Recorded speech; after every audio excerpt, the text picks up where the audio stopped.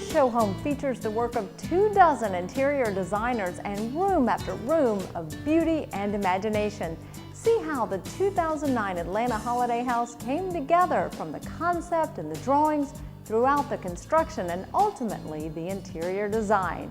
You'll see it all from start to finish on this special edition, The Making of a Dream Home. Welcome to The Making of a Dream Home. This incredible designer show home by builder Stephen West offers something new and exciting in every space. Some of Atlanta's top interior designers are showcasing their work here, and you'll see expert craftsmanship and exquisite materials throughout this French country castle. We'll take you through the entire house and through the experience of building this magnificent mansion. We begin with a tour.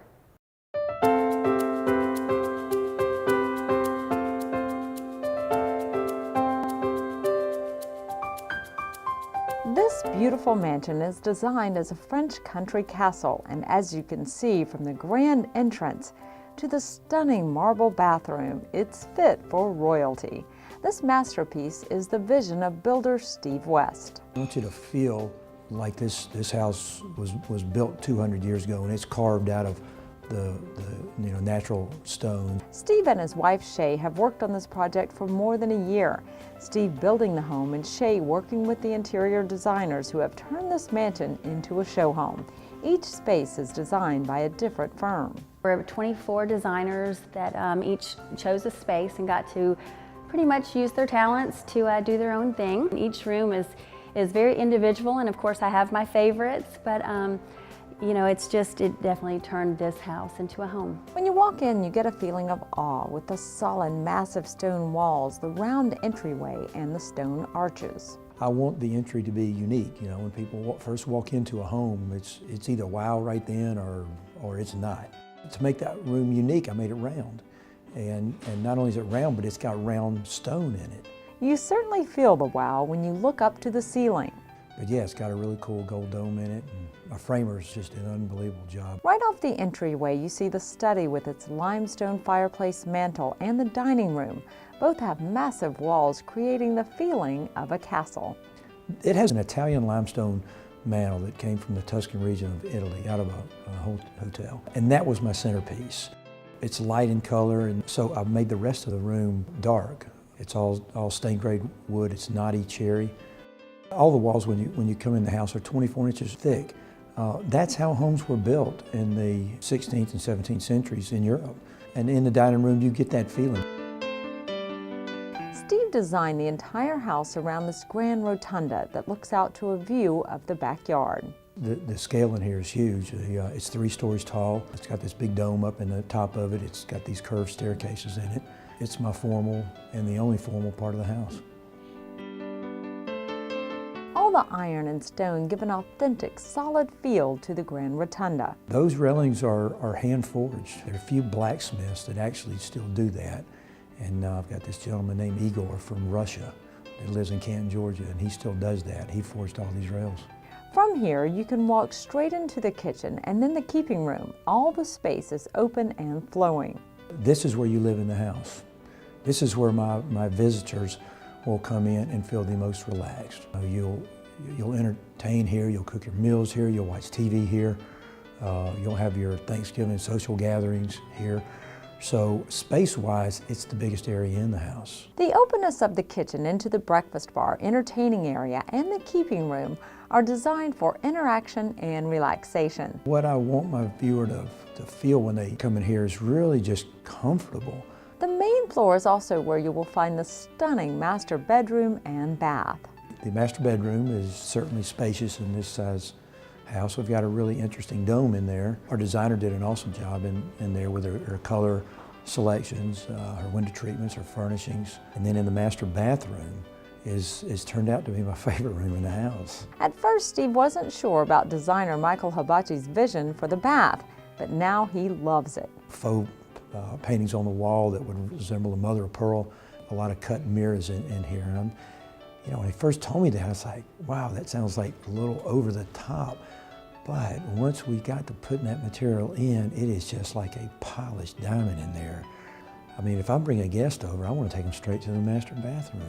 The master closets are amazing as well. I feel like Ronald Reagan could be sitting in there or picking out his clothes. It's cutting edge, sharpness. And then in the ladies' wardrobe, it has the feminine feel for a woman, but it still has this crystal sharp detail that he's done in there. And I'm very proud of both of those rooms. Upstairs, you'll find children's rooms as well as guest bedrooms and plenty of seating areas. No space is wasted. Walk downstairs and you'll find a place made for entertaining. Steve says designing the terrace level is always the most fun. He simply designs around the things he loves. I like sports. I like the wine cellar and the ball game on Sunday. I like the big entertainment areas. I like the games, the pool, billiards. And I like it antique. I like it to feel like it's been there forever. In addition to all Steve's usual design elements, this time he had room for a few unexpected things. Such as a 600-gallon saltwater aquarium that illuminates the entire room.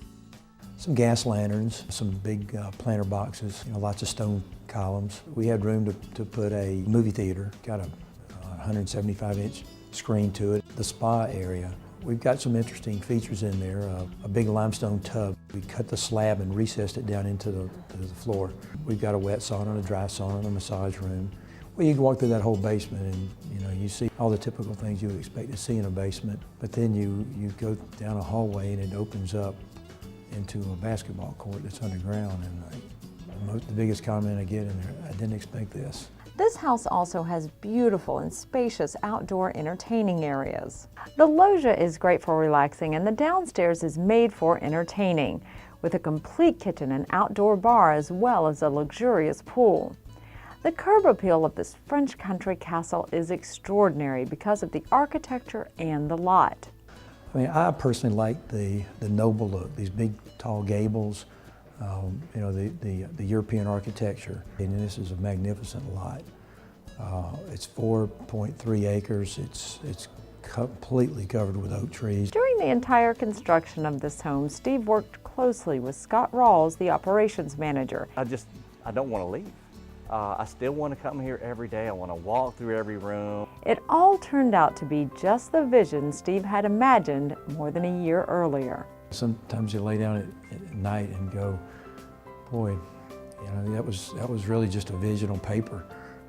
Is what started all this, and then to walk through and see, members of the news media walking through and so many distinguished people, and just see them ooh and ah at some things that you just kind of created on paper. It's a fascinating feeling. It all looks perfect now, but nothing this big and intricate is ever easy. Coming up next, we'll go back to the beginning and show you how this masterpiece got its start.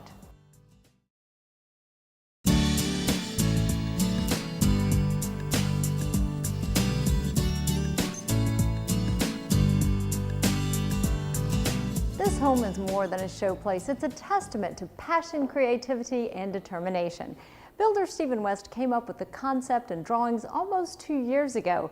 He knew the market was getting tougher, but things just kept getting worse, and little did he know he'd be building Atlanta's largest spec home during the worst economic time since the Great Depression. What you have marked is right back 4 o'clock. What do you think, Ray? Builder Stephen West took to the skies to survey the lot he selected for his next dream home. The French country castle he imagined weeks earlier now had a destination. This lot in Buckhead is near the mansions of some of Atlanta's most well-known residents. West is an artist, and like many other creative people, he gets his best ideas in the middle of the night. I got up out of my bed one night about 10 o'clock at night, and it just came to me what I wanted to do. And I came out and I started drawing. I drew that big salon, or that rotunda in the middle, and then I could just see that the house just grew from that. It just kind of wrapped around that. As Steve was drawing the house, he says he pictured himself actually in it, and he pictured the home as a French country castle. I want my visitor to feel as if they're in a castle in France. Your visitor, when they walk in the front door, their opinion is set then of that house, and you want them to go, wow.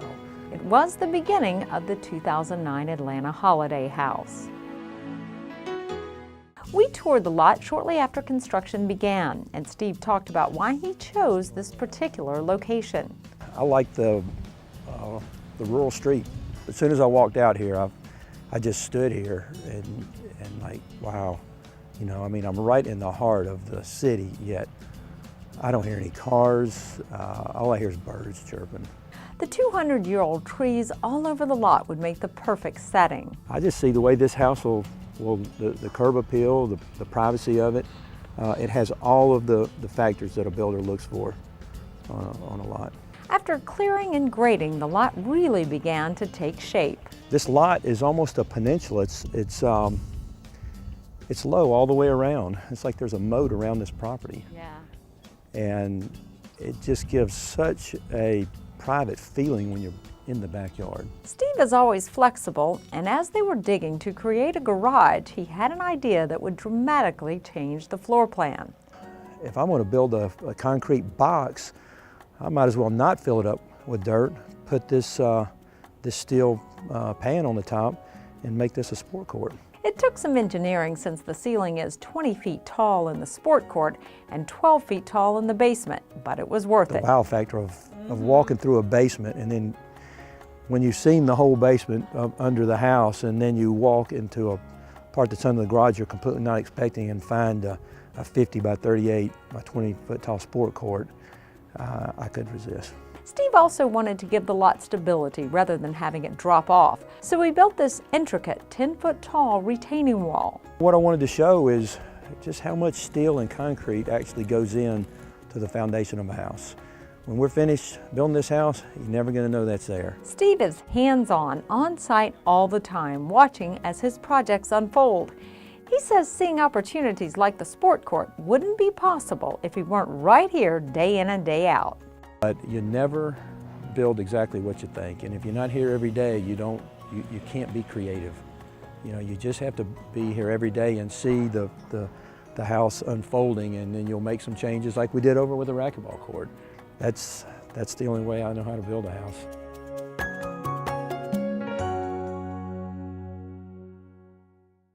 Over the next few months, the construction would really start coming together. You'll see as the framing goes up. But in the midst of it all, the credit markets collapse and the housing market keeps deteriorating. Still, the project goes on and Steve stays focused.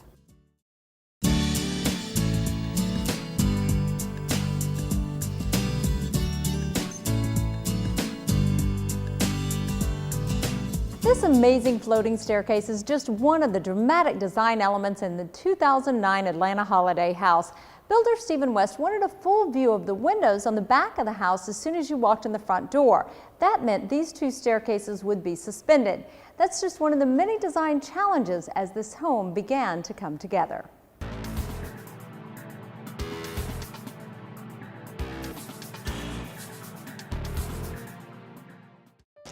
Well, first of all, we finally have the shape of the house. The gables are up. We've got our cornice all on. We're painting the cornice. We'll be starting the roof next couple of weeks. So you ready to take a look inside? Oh yeah, definitely. All right, let's go. Steve, this house is amazing. You always talk about a wow factor, and boy, you have it here. Tell me a little bit about the theme of the house. The style of this house is going to be a French castle. All of these arch openings are going to have French limestone detail around them, and they'll be 36 inches thick. And how do you get those little bitty pieces up in the very top? Very, very articulate craftsmen. Took them 3 weeks to build that dome. Wow.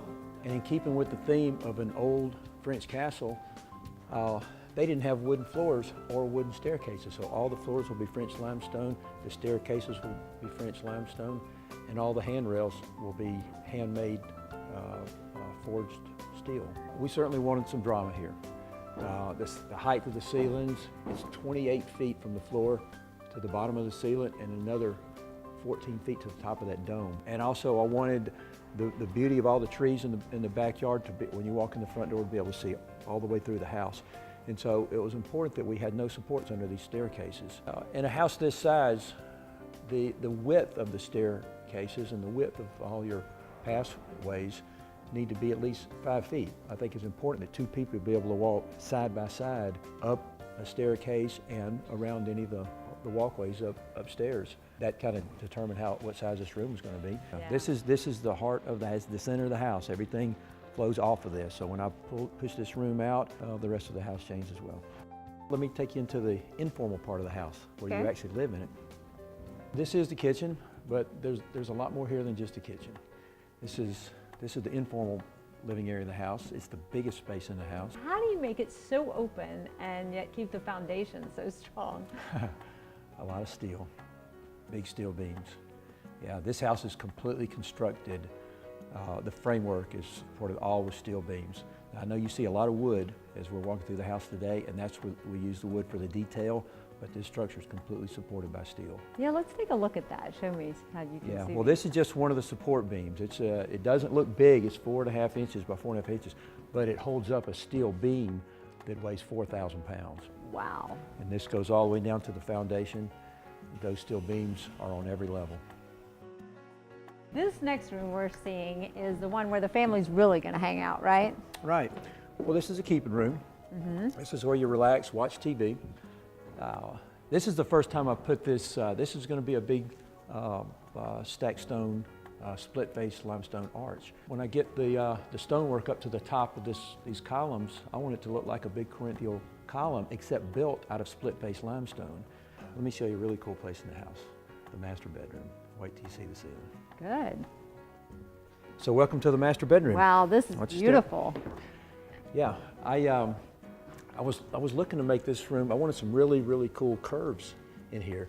You got them. So I drew the curves of that ceiling right there, and I showed it. As simple as that is, I brought my frame carpenter in here, and he basically drew that curve on the floor, cut me out a sample, laid it up there.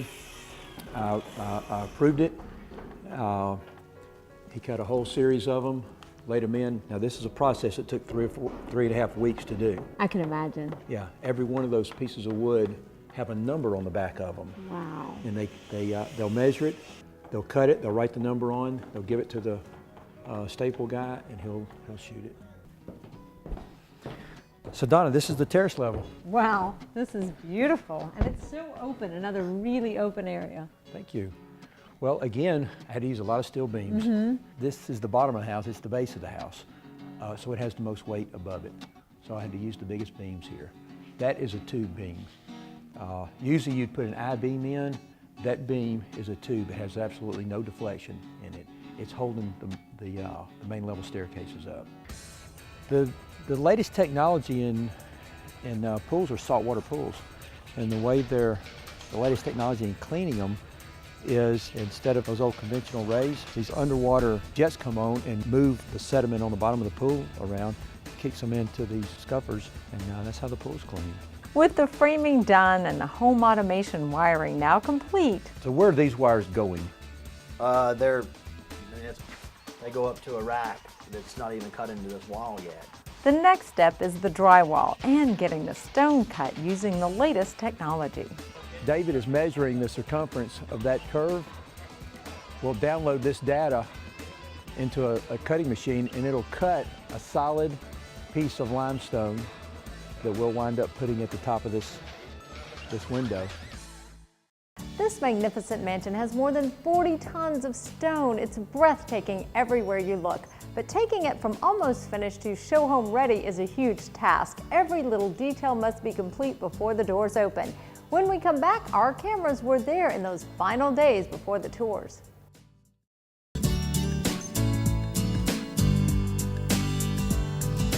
The last 2 weeks before a show home opens is always hectic. There are so many last-minute things to do and everything has to be perfect. Our cameras were here as the deadline neared.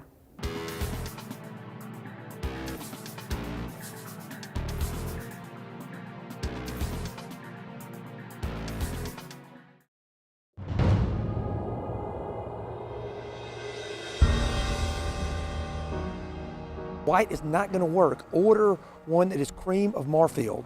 There's a lot of little headaches that come with finishing a place like this.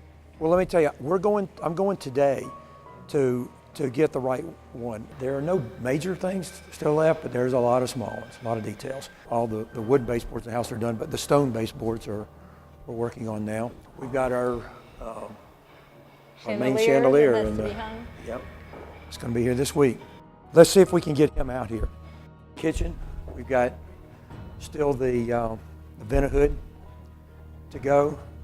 We've got some cabinet doors that's got to be put on. We still got the plants to go in the planter boxes. I can't do this right now. That's what we ordered, and that's what they sent us. I can't believe that's what they... So what's the biggest stressor at this point for you? Well, I guess finishing pouring the driveway. We've got rain coming tomorrow. We were planning on pouring it tomorrow. We will now pour it on Wednesday at the earliest, depending on if it's dry enough. Things that I can't control, like Mother Nature. So what about in the master bath? Aren't there some things to be done? Yeah. We still got the risers to go on the tub. This material is a very rare marble. It's statuary. It comes out of Italy. We've got these rhomboids to complete in the shower, which, you know, we're 5 square feet short. That goes in, then we can finish the floor, put the surrounds on, put the glass on, and that room is done. So tell me what's left in here. Well, we're pretty much done. We've got to put the cabinet doors, the wardrobe closet doors on, and their mirror. Those are the only ones that we're waiting on. And then we've got the marble to go on these vanity. So tell me about what's up here. You've got a lot of things, or are you almost done? Obviously, we got a little more cleaning to do. The designers moved their furniture in. We got to clean these rails, clean the floors. Our first bedroom, it's actually complete. Wow, this is beautiful. Now, is this a guest bedroom? Is that what this will be? It is. Yeah. This room really came together well. It's fun to see the designer stuff come in, isn't it? Yeah. The chandelier will be level with the bottom of the dome. Wow. So probably about a foot of the crystals will actually be up in the dome. The rest of it will all hang down below. Did you pick the chandelier or did a designer? No, I picked it. Wow, the basement looks great. We still have some construction to finish in here. This is all done. We've got to put the top of the hearth on. We've got a little bit of touch-up painting to do. We've got to get the plants in the planter boxes. The fishing aquarium and the top. This is the guy's cave. This is the wine tasting room. Beautiful. This Yeah. really looks like the castle theme. Yeah. Well, in here, this is the like the dungeon. This is the last piece of stonework in the house. So you may finish this today too. Come on, Herman.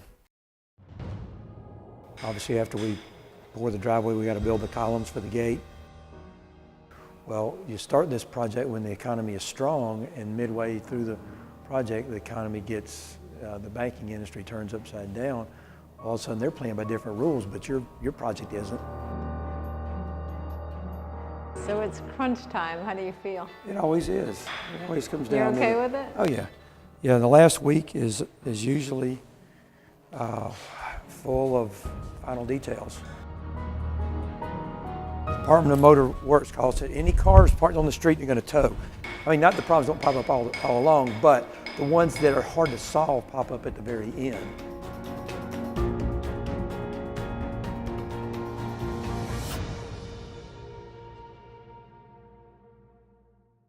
It took a lot of work, but by opening night, this house was perfect. And as you can see, it's amazing.